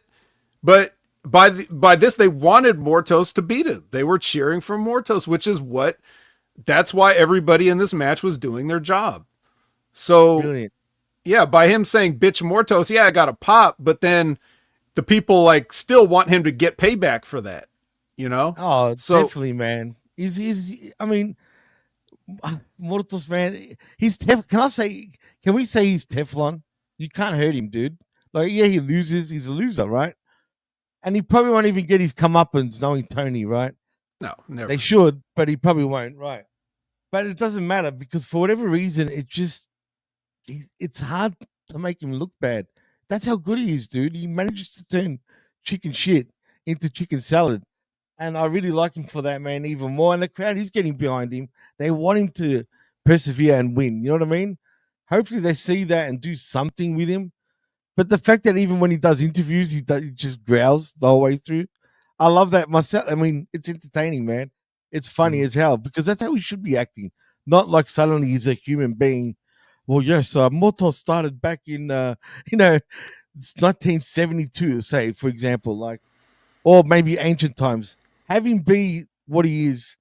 Just give him something more to do and make him look good because he already makes himself look great. Just make him look better. So I'll give you an example of one of the little things that Okada does that I think the average person might miss. So, he likes to do that spot where he does a DDT on the floor, right? Right. Yeah, absolutely. So usually he'll go and he'll work a count, right? Like he'll work a count for that DDT on the floor and let them beat the count. Right. Well, Mortos got up too early. So what did Okada do? He rolled out. He ran him into the barricade. And then he went back. And he's like, when he's probably like milk the 10 count. He probably told him like, milk this, you should have milked the DDT, but I'm going to come back out here, do this, tell you this, like an ad lib, right? Because he doesn't do that. Okada's signature move is not run a guy back first in the barricade. No, so never. If he's doing it, there's a reason he's doing it. But it's those like ring general things that he always knows what to do at any given point in time. Like he's just an absolute master. Absolutely, man. Everybody should be studying this guy every day. Now this one, I don't know if you need to study this one. Oh, by the way, he does hit the Rainmaker and get the does. Win. Yep. Which is fair enough. I mean, who else? We knew that was happening, right? Yeah, exactly. There's no way Mortos is going to win this. Yep. Tony Storm now, and now it's Tony's. It's Tony's turn with Shazza McKenzie here. I hate Shazza, dude. I hate her look. She looks just well. Well, she's only here for one reason, so she does that reason. This is a proper squash match, and Tony goes over, and then she announces that she's all elite, and everybody's like, "What?" Okay, these were they saved it. Thank the Lord. I'm thinking, what are they doing? Remember from Dynamite?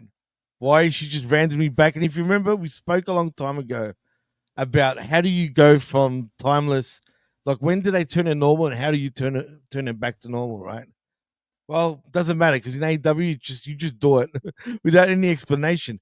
Right. Which didn't we say, or didn't I say that probably something similar to that? I was like, they'll probably just do it with no explanation. No explanation.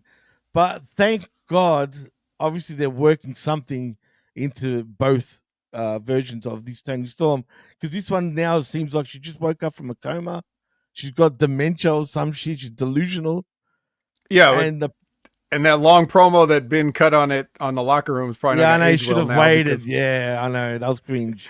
I'm glad you brought that up because that is so cringe. And luckily, I didn't say nothing about it on any other show until now, because I would have done the same thing. You'd have seen me absolutely shit on it if I was going by just Dynamite. You know what I mean? But luckily, they knew what they were doing, apparently. Someone, because they couldn't do that. You can't do that. You can't just bring her back for nothing. No, and they did. But anyway, so after that, which, this didn't quite sink in when she said that. I was like, why did she say that? But anyway, they show the thing about after Dynamite, after Mariah May won, and the person was like, "What do you think about Tony Storm coming back?" She's like, "I don't give a fuck about Tony Storm." Yeah, that was and funny, they had to bleep it, of course, but that's what she said. And then she continued cutting her a promo, and then afterwards they go back to Collision, and now Tony Schiavone is with Thunder Rosa doing an interview. And then while Thunder Rosa's doing the interview, Tony Storm walks in and she meets both of them for the first time. She introduces herself to Thunder Rosa and to Tony Schiavone. And then it's like, okay, now I finally get it. I get it now. So it's not even what you said, Jimmy, where it's like dementia or amnesia. It's none of that. I already know what it is. What is it? This is the role of timeless Tony Storm's life. She's playing herself. Nice. Hey, if they do that and you've called this one, you really are like the vet of all vets. But I think you're right. Actually, that makes the most sense. It has to be, right? Yeah, I mean, I don't even consider this a prediction. I thought that's what it was. I thought that's exactly what it was supposed to be, but honestly, we'll see. I didn't think that yet, but now that you bring it up, it actually makes total sense. It has to be the only reason why, because she's starring herself. This is her biop, right? You know, a movie biop per se, and everyone's starring in her own movie. You know what I mean? But the fact that she doesn't remember Tony Schiavone and all that, and Thunder Rosa, for whatever reason, acting. If she remembers or not. So that's all part of the act, you think? Yeah. Okay, that's cool. It's funny. And does Timeless, the old Timeless, come back, or is this their way of her just, bringing it back herself? I think she'll reveal. I think she'll come back with the reveal that this was her greatest performance. Like, I think that's what'll happen. Because this creative, I believe, is like 100% RJ City, right? So that's what I've heard, right? So he's smart enough to come up with this stuff that other people wouldn't. The ones that are screwing up all the rest of the booking in the company. So So I'm thinking that, and Labrat says that we're giving them way too much credit, and he still wants to wait to judge, which that's fair. I understand why you would say that, but I think just because this is a little bit more now. It's more compartmentalized with them, and Tony's good and RJ City's smart, so I think that's probably where they're going with it. But yeah, if I was just throwing it out there as general booking credit or creative credit, no, of course they wouldn't do that. No, anyway, but it's obvious though, before you move on, that this is where they're going. They have to be like, say, give them the benefit of the doubt, lad, Brad. Trust me, they're going that way. Yeah, I've been loving Tony since the Mae Young Classic. She's been good since then. When she had the little tiny hat, like I knew she was special then, and she continues to be that. She's one of the many women that were better than Tessa Blanchard at that time. Top Flight versus the other two. I mean, well, in fairness to Action and Leo, they did, like, Action Andretti actually got the matching, like, Koopa jacket. That Koopa Troopers? The Koopa Troopa jacket, with the spikes on it and stuff. The Bowser exactly shell jacket. Yeah. Yeah, they actually look like a team now, even though, they're just two other guys. But so they have as much of a team look as Top Flight does. Then they have the tag team match, and then there's a part where Leo does a dive and knocks, I think it was Dante Martin. I think he knocked Dante Martin down, and he stumbled back and hit Layla Gray, who was standing there. Yep. Layla Gray sold it. Dante Martin didn't. He just he couldn't be hurt by the dive. He just had to be shocked at her getting hurt. And then they take that opportunity to hit the frog splash and then 450 combo, and Action and Leo actually get the number one contenders shot at Private Party. That's true. Also, I was just looking at the Artist Returns comment. My dad was watching AEW's 86, and all he kept saying watching Tony Storm match was, "She thick," on a loop. He never God lied. bless your man. Absolutely. God bless your man, dude. For real. But anyway, as Ronnie, Donnie, and Revamped are talking to each other about Tessa hate wonder who they are. Yeah, I don't know. Well, but I mean, it's not a hater. It's the people that said she was the best woman in the world, and I just countered by saying that there were several women better than her. It's a direct result. Maybe some of them were late to the party and missed the beginning of the show. I encourage you all to go back and check out the replay, channelattitude.com, Right. or Don't just tune in halfway and not, and just look at what it is. Yeah, we do running gags week to week, month to month, year to year here on the Wreckage. So Absolutely. you can't miss an episode or you'll be left behind. Just like Chris Statlander left Tootie Lynn behind in this quick match. So are we rebuilding Statlander again? Is that what's going on? Well, I think there's enough material on Statlander already. She needs to shed some a little bit. I see what you did there, Vet. Nice. Yeah. Yeah, man, I haven't seen Tootie Lynn since back when I was watching NWA and Shazza McKenzie was there. Is there a link here you think possibly, or I just wonder, but yeah, so that happened. They showed a clip of Dustin Rhodes' promo from Ring of Honor. He was talking about the Righteous, and I was thinking, poor Dustin Rhodes, he has to wrestle the Righteous with a cowbell. The cowbell. Then we get, were you ready for this match, Jimmy? I didn't know about this one. It's Please. Orange Cassidy, the Outrunners, Commander, and Daniel Garcia versus MXM Collection, the Premier Athletes. That's 5 people. Okay, so MXM and the Premier Athletes. 10-man all-star extravaganza. At first, I was like, hell no, this is going to be bad. But to their credit, it was actually not that bad, and it wasn't long. That's what made it a lot better, too. What I noticed about this was, and trust me, I did not watch this, but what I did watch was I was seeing, because the match started out with Josh Woods and Daniel Garcia. And I'm like, they have both these guys. They're going with Daniel Garcia while you have Josh the Goods Woods right here. It's kind of funny, right? Isn't that a little bit funny? Idiots. I mean, if you have to have a bland guy that wrestling is their gimmick, I think I'll just go with Josh Woods personally, but 100%. And I'm glad when he started doing his dancing bullshit, he just went straight and attacked him, went straight for it, you know what I mean? So we're getting dancing Garcia again. Is that what's going on? They always restart, stop. I don't know what's going on. Every once in a while, you got to give the people what they want, right? It's like the best friend. The best friends can't hug anymore, so now you got to. Yeah, no more Chuck E. T. Whatever happened to best friends? Not Chuck E. T. But where's his former? Where's the other guy? I think as with many things, the correct answer is who cares. That's true. But by the way, speaking of Josh Woods, Orange Punch on Josh Woods for the win. So again, you had the models. I wouldn't have beat either of them. You had Daivari and you had Tony Nese, but Josh Woods is the guy that has to get beat. I guess that's a strong win for Orange Cassidy because he's still got to fight Jon Moxley and those other guys. So like you want to beat the strongest looking guy. I guess. But I still would have probably beat Daivari. 100%. All right. Well, next we get a backstage promo from Don Callis, and he says that he'll have his revenge, Don Callis's revenge, which comes in the form of Takeshita having to defend his title at World's End against Powerhouse Hobbs. So that's revenge for Don Callis. That in his mind.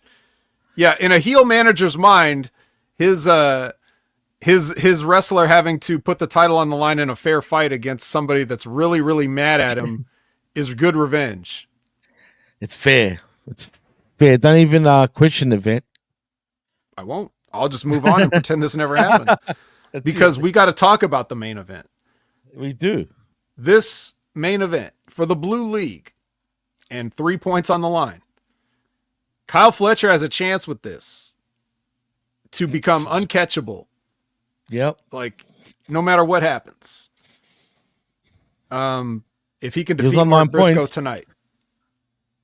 Okay. And Spoiler alert, he did not. A What a different match.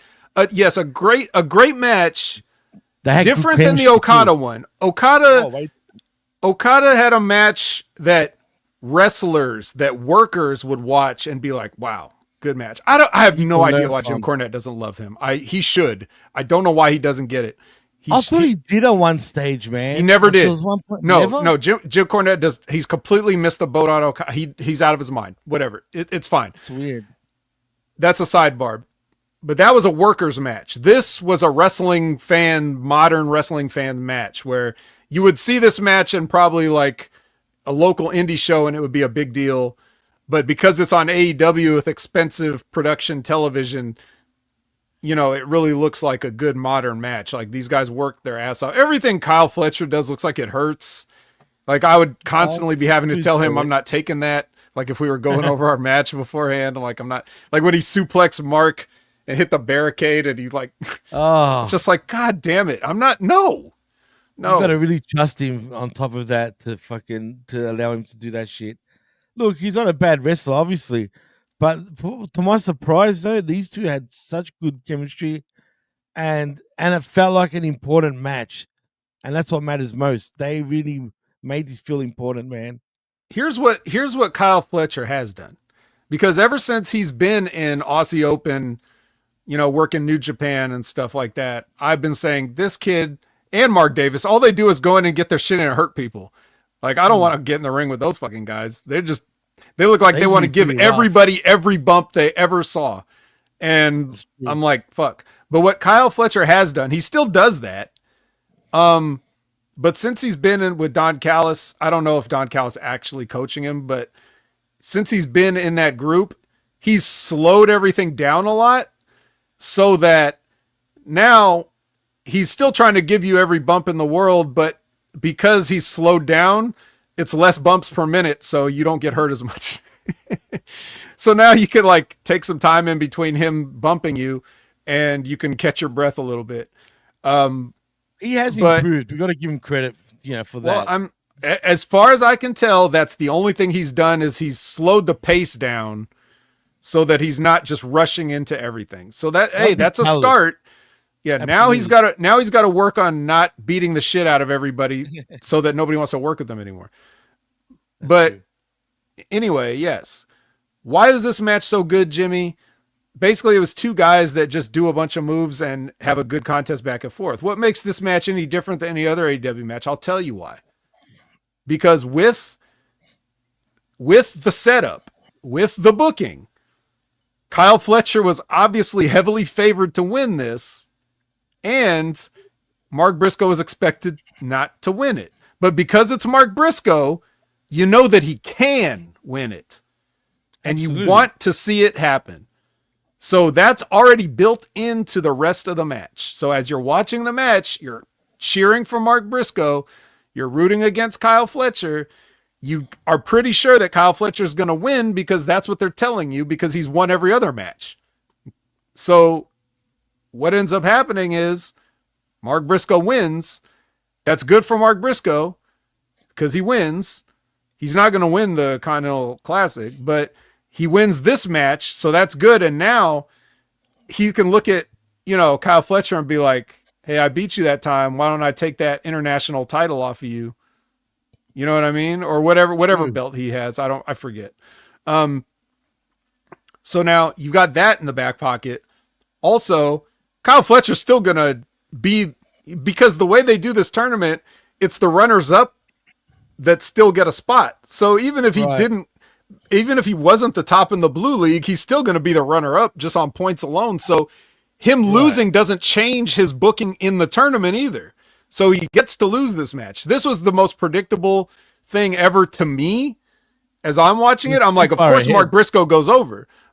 But for the fans watching and the attendance, you could tell by how excited the people were in the building and everything. They were really into it, and these guys delivered. So hats off to them. And I think it puts them both over this match. They actually managed to get themselves both over. And the thing is, Briscoe ain't going to stay on 3 points. It's just not happening, man. You want a bit of a dark horse. and now I believe he's on 6. That was his second win, right? It was 6, yeah. Because he beat somebody else. I forgot. Well, I've forgotten too, but he's on 6 points now, and he's back in it. So there's a chance again. Oh, it was Garcia. He beat Garcia. Did he? Oh yeah, you're right. He beat him with that the cutthroat driver, whatever that burning hammer thing he does. It was the first match I think that he actually had in the tournament, man, if I remember correctly. No, it was whatever. It doesn't matter. The point is he did win it, and so now he's got 2. But yeah, just a good match for the show, good match for AEW, good match for these guys, good match for the story. So yeah. So as Mark Briscoe won, I was saying to myself, fuck yeah. Fuck yeah. Now, for real. No, I was happy for him. Actually, you know what I loved, man? In the middle of the match, I don't know if you saw this because I'm pretty sure it was during the commercial break, but there was a kid in the front row and Briscoe, was selling, basically. But out of nowhere, he grabbed the kid, like he pretend like he let the kid pull him up. So he's on by the guardrail. This kid, like, it looks like literally the way he did it was pretty cool. Like, it's like the kid got him back up off the floor. He made it look so good, man. I was like, I love this guy even more. I love Mark Briscoe so much, bro. I love him so much. He's wholesome, bro. He's very wholesome, which makes him greater. Man, my God, top guy. Absolutely. Yeah, I would hire him to pitch every product I ever had. I was like, Mark, can you please sell this for me? I would have him doing everything. He's awesome, dude. But that's not sadly, we can't end on that note because that's a good feel good moment. But we gotta say, oh, our cameras are with the Death Riders, so they go back in the back, and so the Death Riders have this camera, film them assault and kidnap FTR. I told you they're Al Qaeda right now. Can I ask? Now FTR said we'll be waiting for you at Collision, and then we see you got ambushed. Yeah, we see, FTR like going toward the exit with their rolling case. I'm like, I didn't see them all night. Did they do anything on this show other than get jumped and kidnapped here?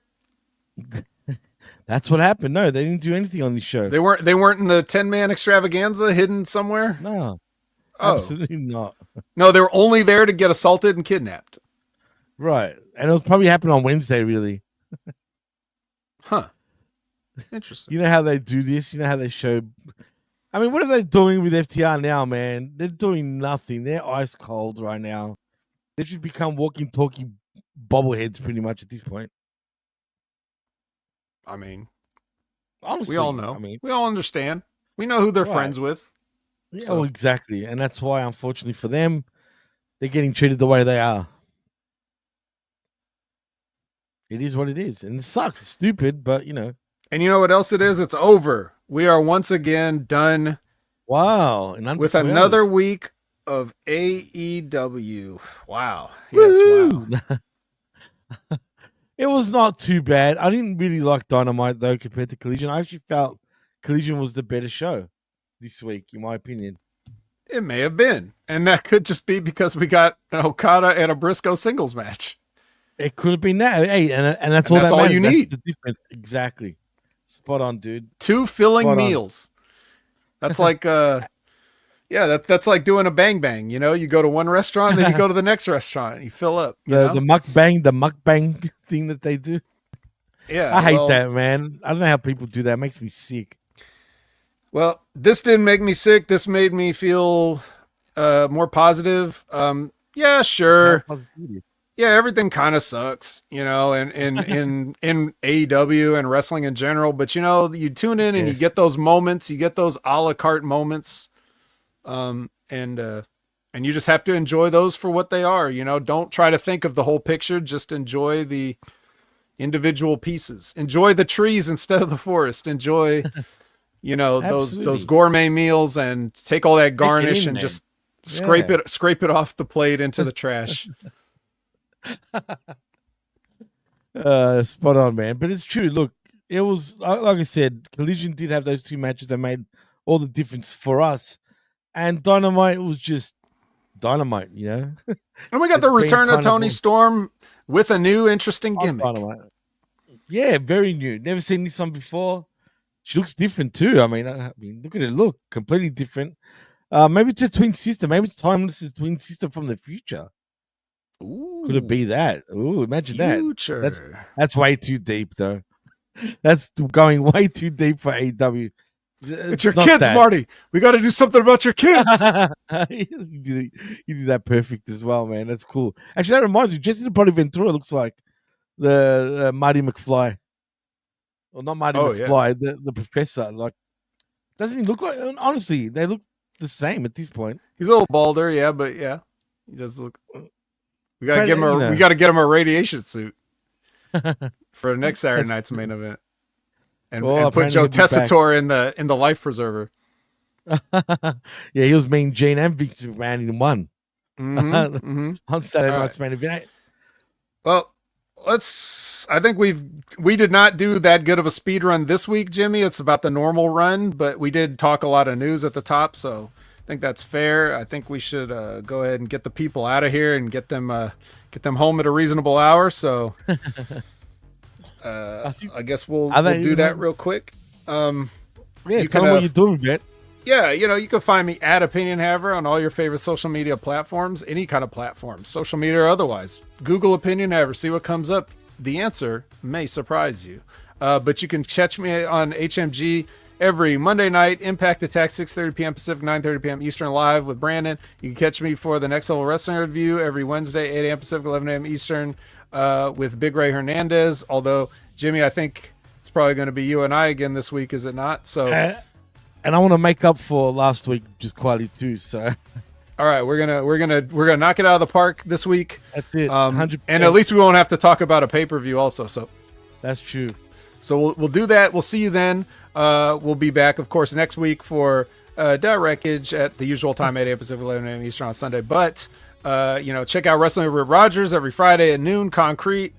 Check out Stevie Rich's show every Friday at whatever time they show up on YouTube and on audio only podcast listening platforms. And Jimmy, what about you? You seem to have, there's a whole bunch of new crap going on right now. Wow, have I been busy? Right, from Saturday night's main events review show and my interview with Bulletproof Tube. Yeah, I've done a lot of shows this past week, but have no fear, Jimmy's here again for the whole week, it seems. As you said, I'll be joining you this coming Wednesday. And also, the usual, the Wreckage and the Smack Attack, and I Like It Raw. Does that mean you're joining me this time? Are we going to do a restuff? We're going to do it as long as StreamYard allows it to do it, just in case anybody wasn't aware of what really happened, because I know that Jimmy came back on. You did it with MSG later in the day that day, but maybe some people didn't tune in and maybe some people didn't get the story. But basically, StreamYard did not work, and it really wasn't our fault at all. But StreamYard didn't work, and then I had my time window. I only had that window, so I couldn't do it anymore after that. But as long as StreamYard works, I'm on for this Tuesday. I Like It Raw, 7 a.m. Pacific, 10 a.m. Eastern.